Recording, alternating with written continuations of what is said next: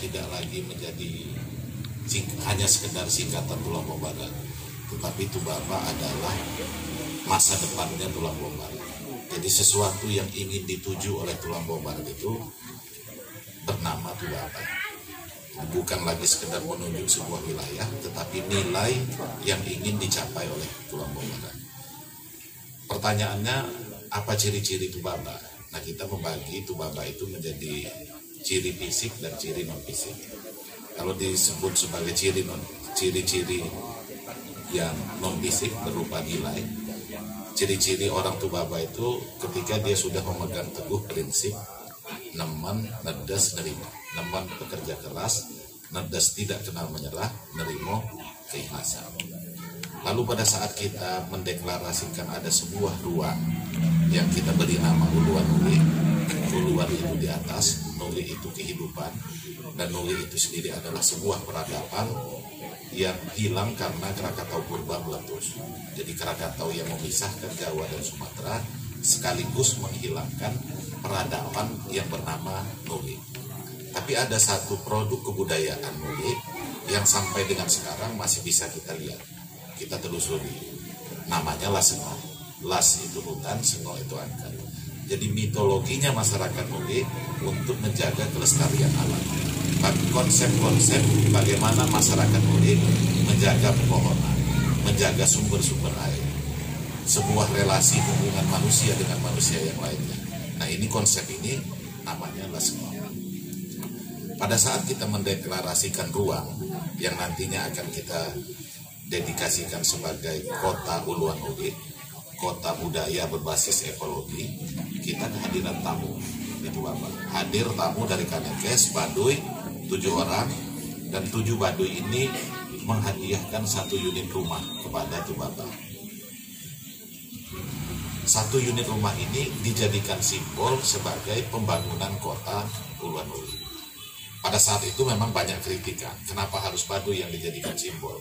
Bukankah kita berdiri di Provinsi Lampung, tanah ini juga punya keagungan budaya, punya keluhuran budaya, kenapa harus Baduy? Karena sering dikritik, sering ditanya, akhirnya kami menemukan jawaban kenapa Baduy hadir di Tubaba. Karena secara prinsip, pemerintah Tulang Bawang Barat tidak pernah mengundang orang Baduy untuk datang di sini. Tetapi kita semua tidak punya hak menentukan lahir di mana, hidup di mana, terus dikubur di mana. Semua proses ini menjalani takdir kita masing-masing, termasuk kehadiran Baduy di Tubaba ini. Karena sering banyak ditanya, akhirnya kami menemukan jawaban kenapa Baduy hadir di Tubaba dan menghadiahkan rumah. Ternyata Baduy tidak memberikan fisik kepada Tubaba, tetapi Baduy ingin juga mengingatkan kepada warga Tubaba bahwa sebenarnya banyak nilai yang ada di sini tetapi tidak ditubuhkan di masyarakat. Nilai-nilai itu adalah nilai kesederhanaan, nilai kesetaraan, dan kelestarian.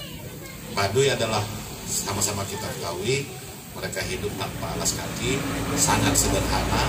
Tapi kalau kita ngobrol sama orang Baduy, yang mohon maaf, saya sudah membayangkan pendidikan mereka itu setara dengan doktor. Bagaimana mereka menghargai, menghormati alam, dan mereka memahami secara substansi, bukan teori-teori, bukan katanya-katanya. Mereka juga setara. Kita susah membedakan mana raja, mana rakyat, karena semua sama-sama bekerja di ladang, sama-sama tinggal di rumah dengan ukuran yang sama, hanya mungkin halamannya yang beda, karena di rumah rajanya sering ada pertemuan. Mereka juga lestari. Salah satu suku bangsa di Indonesia yang sangat menghormati alam adalah Baduy. Mereka bahkan nggak ada plastik, sungainya tidak menggunakan